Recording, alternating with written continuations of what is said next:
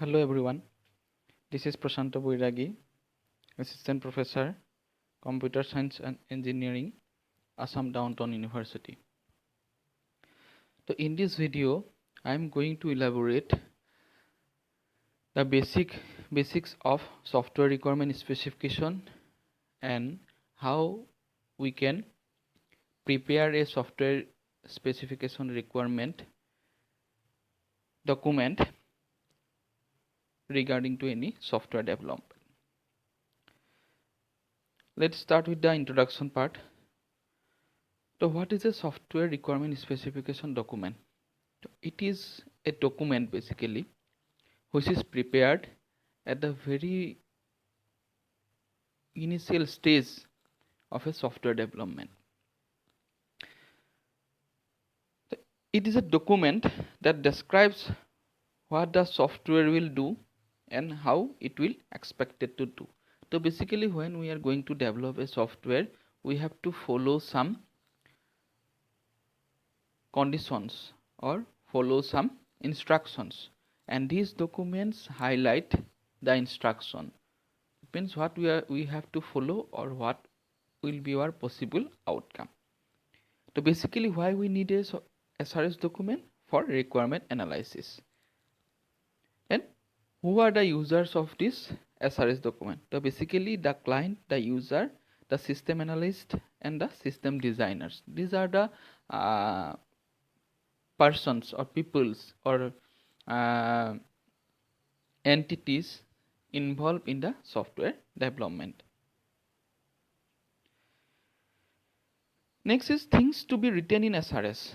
So basically since it is a document, that means we have to write something. We have to write something on the SRS documents. So these are the following point we have to highlight when we are going to prepare a SRS document. Things like introduction. So introduction in the sense of purpose of the software, scope of the software, objective of the software, reference, etc. etc. Current system.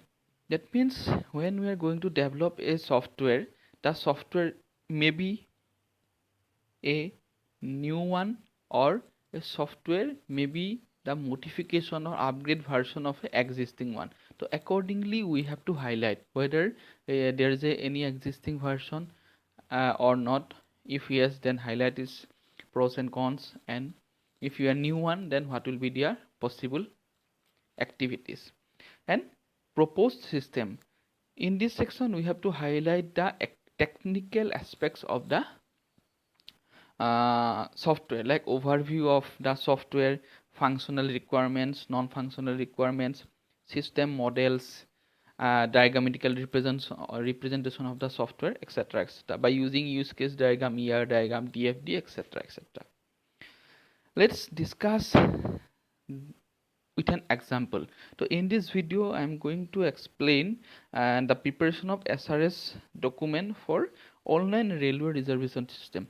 So in this video I consider a topic called online railway reservation system, where we are going to offer some functionalities like searching for train, booking the tickets, cancellation, etc. etc. This kind of functions, some basic functions we are offering in this software, and for this development we have to prepare a SRS document. So in this SRS document, these are the points to be highlighted. Like suppose introduction. In introduction we have to highlight what the software is or what the software is going to do. Then overall description, like I have mentioned earlier, we have to describe the software in theoretically. So in this point we have to highlight like product perspective, then product functions, in terms of administrator, in terms of normal user, then operating environment, then user characteristics, what kind of users that are going to be involved in this system, then design and implementation constraint. There are some limitations, there are some requirements which we have to highlight. Then specific requirements, basically functional requirements and non-functional requirements.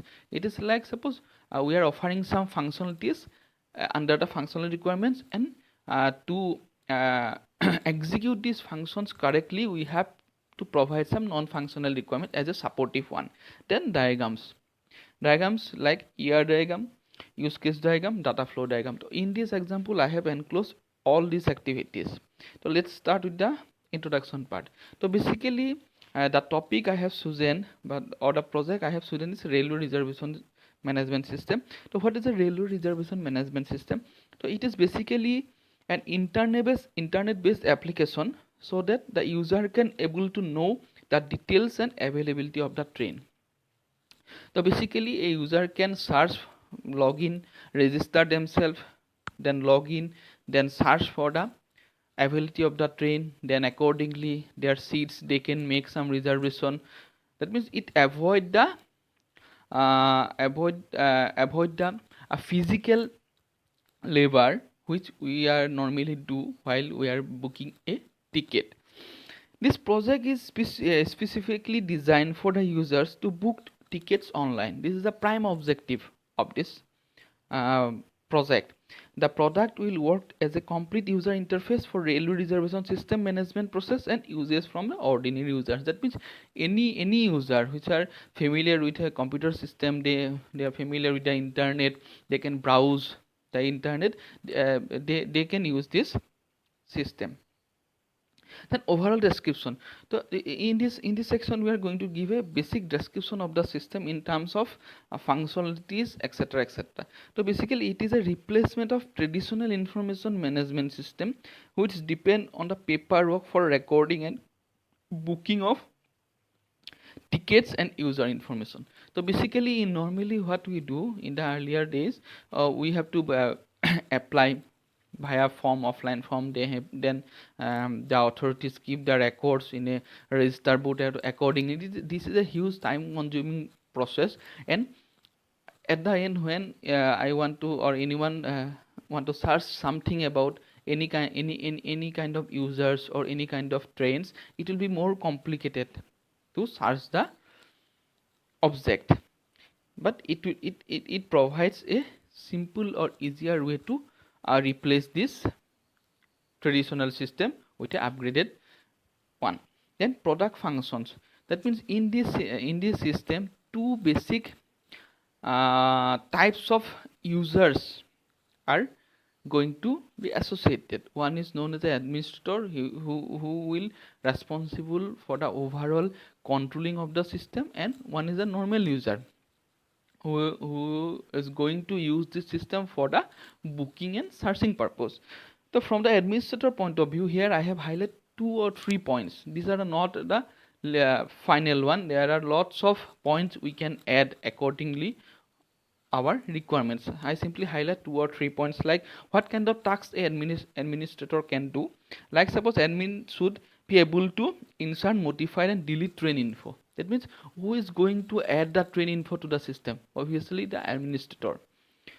Then can accept or reject new user according to the railway reservation policy. That means while a user send a registration request, it is depend on the administrator whether they are going to accept it or not, because it is completely depend on what kind of information the user are providing to the administrator, whether it is valid or not. There are so much criteria regarding this. Then similarly can get the information status reports of any member who has booked ticket. That means someone booked a ticket and he cancelled the ticket. So every information should be given to the administrator, or should be handled by the administrator. Similarly, in case of normal user, they are also associated with the system, and they can also perform some functionalities, like members are given a provision to check their accounts information and change it. That means someone we have when we log in a particular system, for suppose Facebook or Gmail, we have our own profile. We can change it time to time. If we change my mobile phone, then we can change it. We can change it. If we change my email, then we can change it. That means we can change our profile so that we can updated information can be provided by the administrator. Then members have the ability to search trains. It is a basic functionalities. Then book tickets, another basic functionalities. Can change tickets according to his requirements. So these are the things a user can perform by using this system. Similarly, Specific requirements, these are the specific requirements or specific functions we are going to provide by the system. Like suppose functional requirements.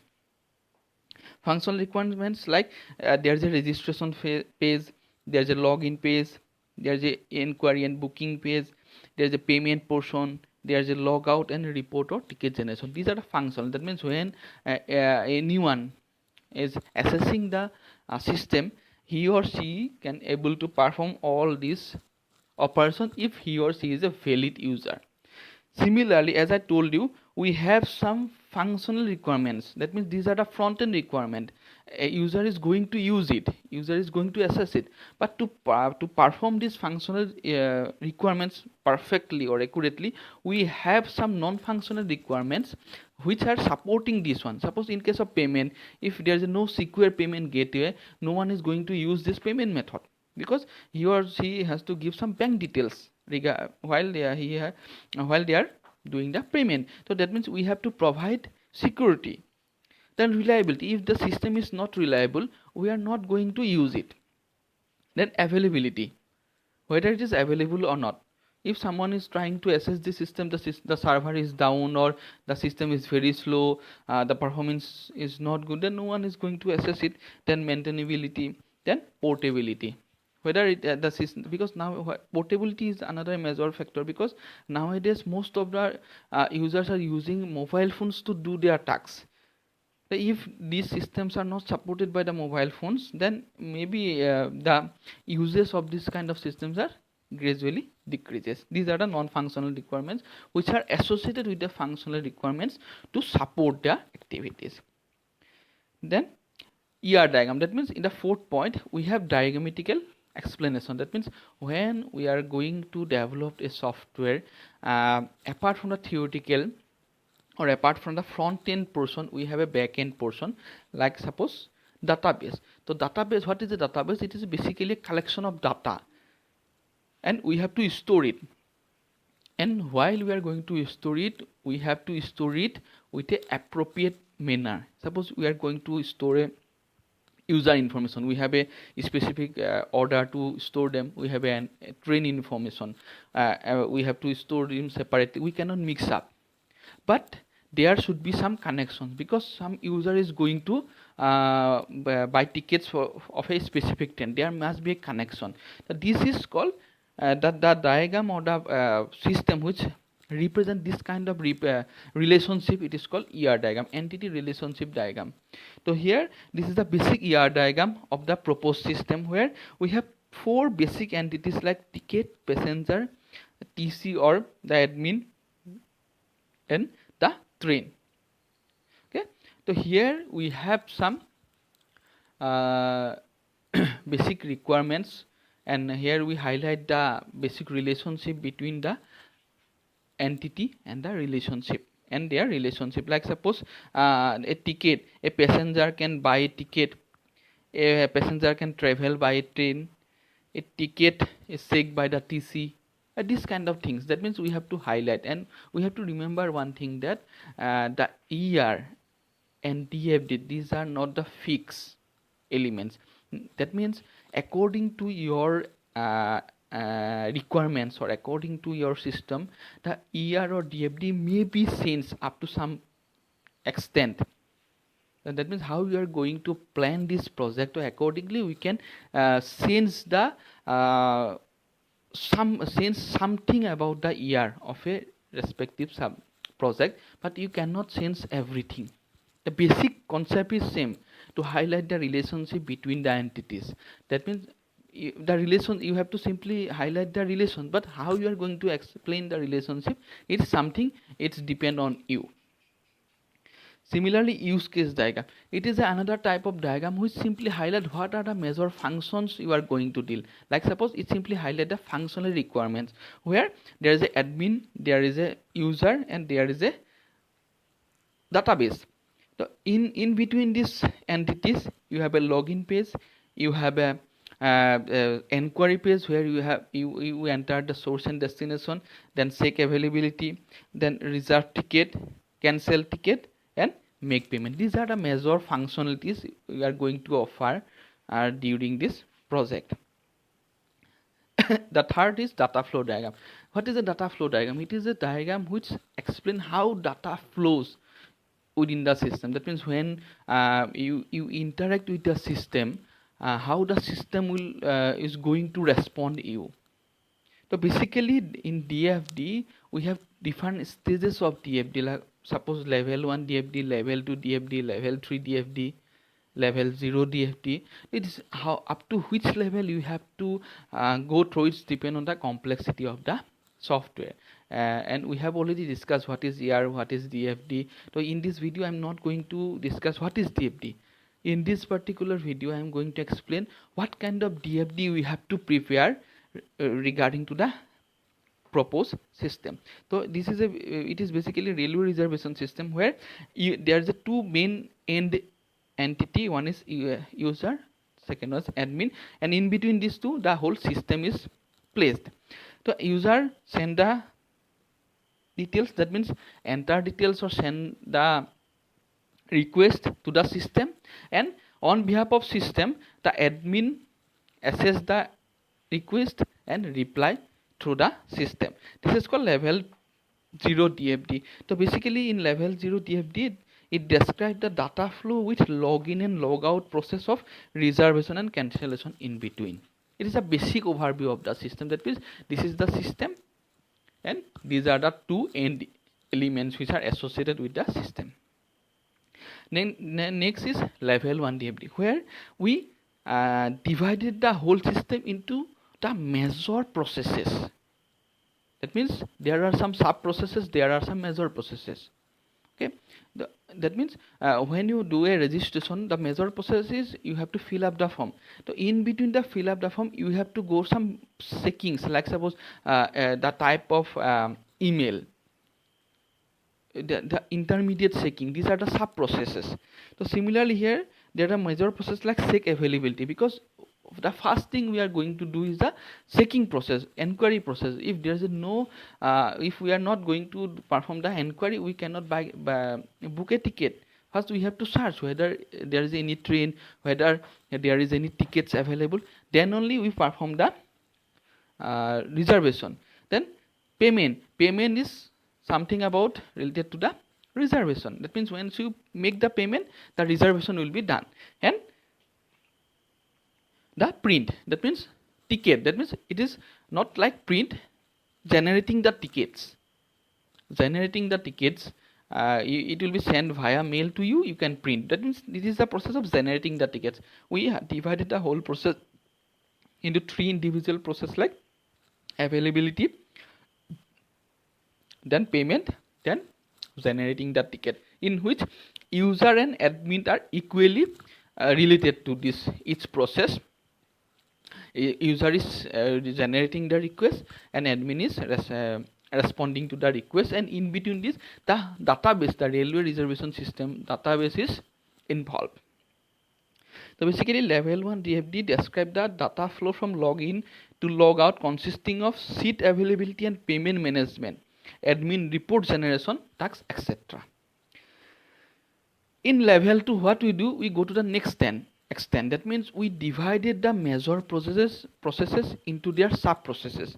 Like suppose in payment we divided the payment method into reservation and payment, then cancellation and check status. That means initially there are three processes. Now we divided the three processes into more processes to explain our system more efficiently. These are the things are normally associated.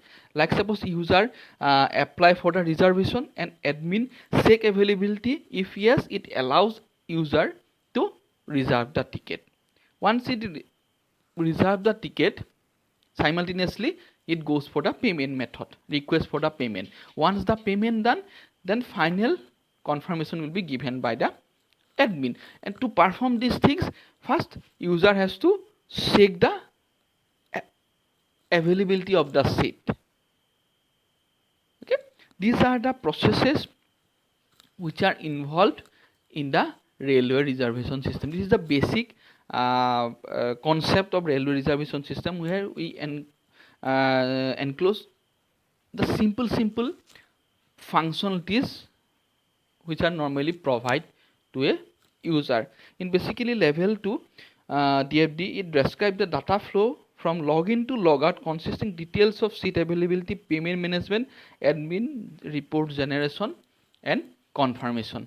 These are the points we have to consider while we are designing or while we are preparing a SRS document, because based on this SRS document that developers are going to develop the system, that the design team is going to work on the basis of the SRS document, the coding team, the testing team, everyone.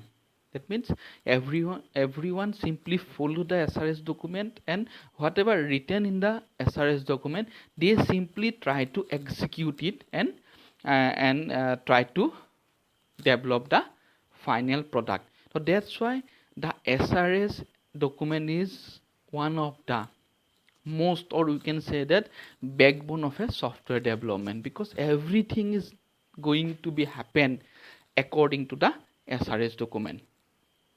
Okay, this is all about SRS document. Thank you.